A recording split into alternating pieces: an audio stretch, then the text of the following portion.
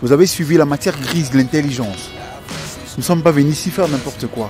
Baobab GV, c'est votre chaîne de l'intelligence. C'est la chaîne qui vous informe de toutes les actualités du monde. En tout cas, si j'aurais à dire sur Baobab, ce ne serait que des félicitations et des remerciements. Personnellement, bon, moi je ne connaissais pas Baobab. C'est l'un de mes secrétaires, l'un de mes collaborateurs qui est entré en contact avec Baobab par rapport à sa qualité de faire les choses, par rapport au savoir et savoir-faire du Baobab. Raison pour laquelle mon secrétaire était entré en contact avec Baobab. Aujourd'hui, je suis sur Baobab.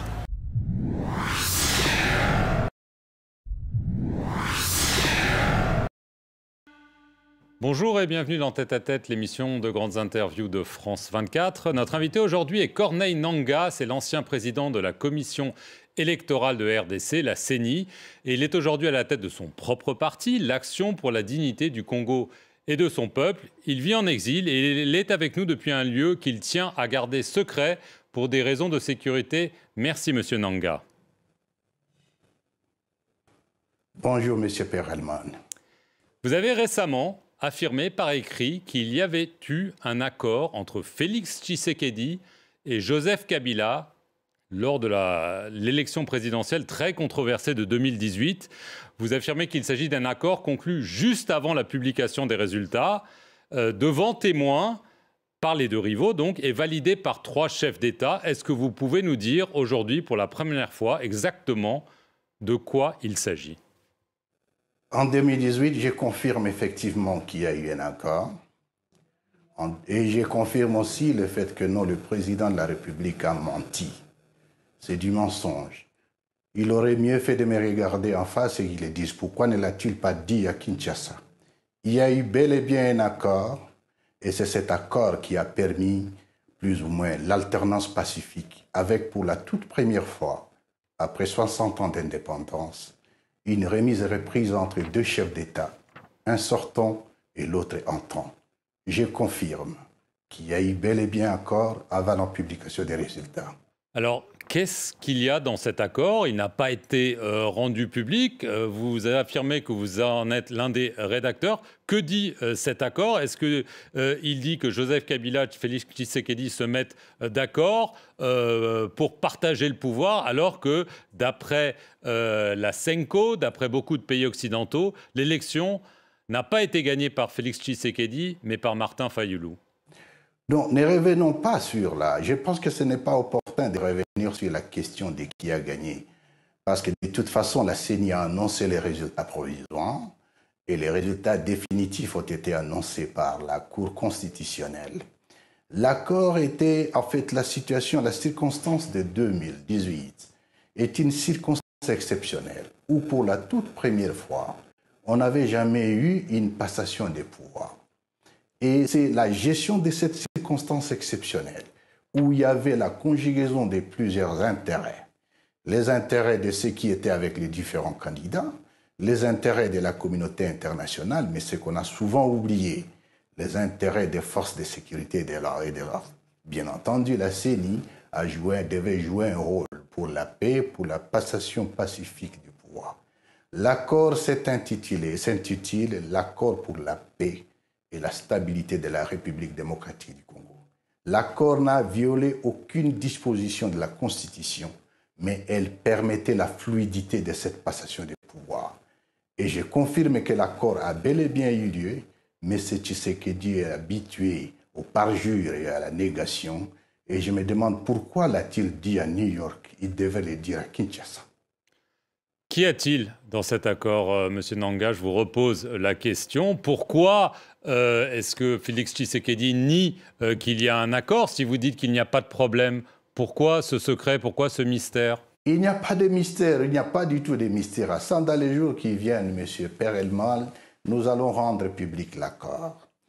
Et l'accord a pour objet le partage des pouvoirs. Parce qu'on était dans une situation exceptionnelle, où la majorité a été bien et bien gagnée par le FCC, alors que celui qui est passé président de la République était de l'autre bord. Et cet accord a été fait devant témoins, y compris 3 chefs d'État africains. Est-ce que vous pouvez le confirmer? Je confirme que l'accord a été signé devant témoins militaires, témoins politiques, et qu'après, l'accord a été validé et certifié par 3 chefs d'État africains. Est-ce que vous pouvez les citer? Bien entendu, c'est le président sud-africain, c'était l'ancien président kényan et le président égyptien. Vous avez quand même dit dans une interview à Radio Okapi fin août, parce que vous dites que les résultats ne sont pas controversés, vous ne voulez pas revenir dessus, vous avez dit quand même qu'il y a eu des secrets de délibération des véritables résultats. Est-ce que vous maintenez aujourd'hui que ce n'est pas Martin Fayulu qui a gagné cette élection, Monsieur Nanga, parce que lui le maintient jusqu'à aujourd'hui? Je n'ai jamais dit ça au Capi, encore qu'il est hors de question pour moi de donner ici les secrets de délibération des votes. Là, cette question a été réglée par la loi, dans la mesure où la CENI a proclamé les résultats provisoires qui ont été confirmés par la Cour constitutionnelle.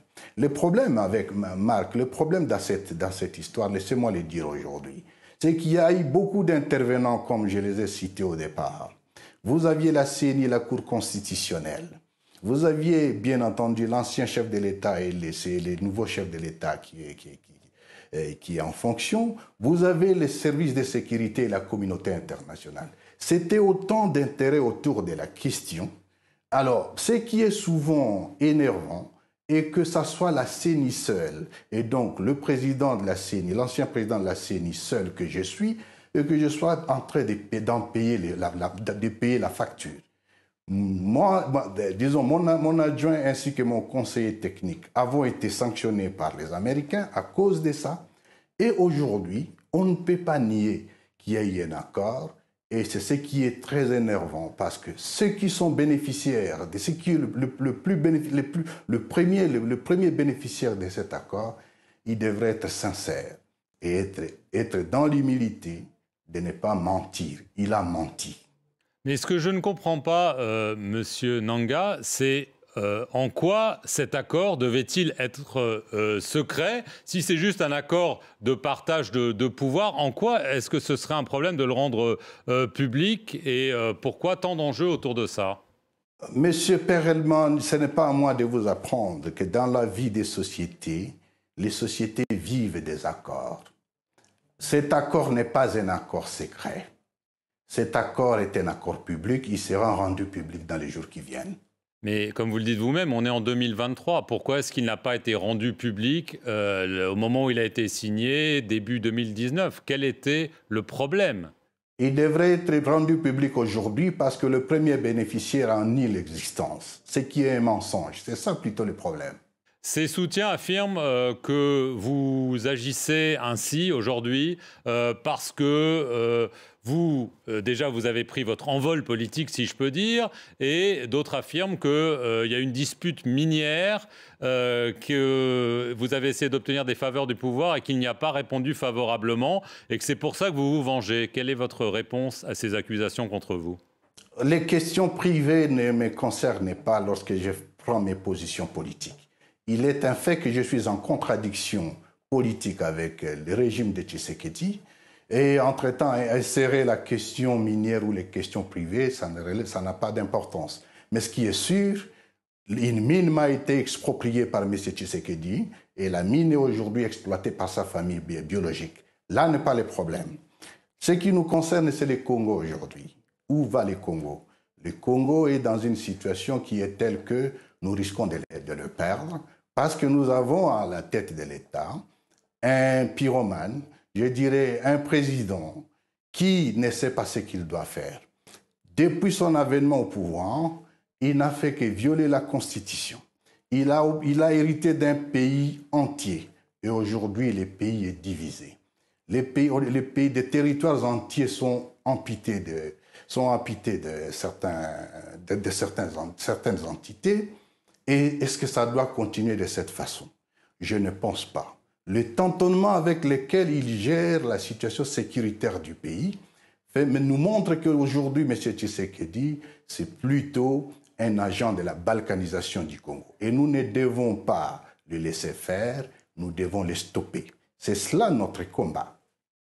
Vous dites que vous êtes menacé. Sur quelle base affirmez-vous cela, M. Nanga? La menace de mon intégrité physique est réelle. Je suis en exil forcé parce que M. Tshisekedi voulait me tuer. Au fait, la chanson a toujours été la même. Nanga en connaît un peu trop. Il en sait un peu trop. Et c'est ça le problème. On m'a retiré la garde alors que j'en ai droit. Évidemment, c'est sa politique de vouloir humilier tout le monde qui plus ou moins a participé à ce qu'il soit là aujourd'hui. C'est la même chose aujourd'hui. La tendance, la propension à chercher à humilier l'ancien chef de l'État, ça va dans cette logique. Moi, on m'a retiré la garde. J'ai eu des menaces en permanence. Je me suis éclipsé de Kinshasa. Et c'est ce qui justifie qu'aujourd'hui, je suis en errance ou en exil. Mais entre-temps, cela ne va pas arrêter le combat que j'ai pris. Dernière question, Monsieur Nanga. Évidemment, on a beaucoup parlé de la dernière élection présidentielle. Il y en a une qui se profile normalement fin décembre. Est-ce que vous pensez qu'elle sera libre et transparente? Elle ne sera, de toute façon, il n'y aura pas d'élection en décembre. Deuxièmement, les conditions sécuritaires du pays, je me pose la question de savoir qu'est-ce que nous cherchons. Nous sommes en train de nous bousculer à Kinshasa pour l'élection. Entre-temps, nous n'avons plus Rutshuru. Entre-temps, nous n'avons plus Masisi. Là n'est pas le problème. Le pire, c'est que M. Tshisekedi aujourd'hui est un acteur de division des citoyens. La situation au Kivu aujourd'hui, la situation à l'Est en général, c'est entre autres par le fait qu'on a divisé le peuple. Et aujourd'hui, même tout ce qui est en termes techniques ne permettra pas les élections en 2023. Pour conclure, c'est dire, aller aux élections le 20 décembre 2023, ce serait comparable à un téméraire commandant qui se décide de poser l'aéronef sur une piste parsemée de gros bétail. C'est très dangereux, nous ne l'accepterons pas.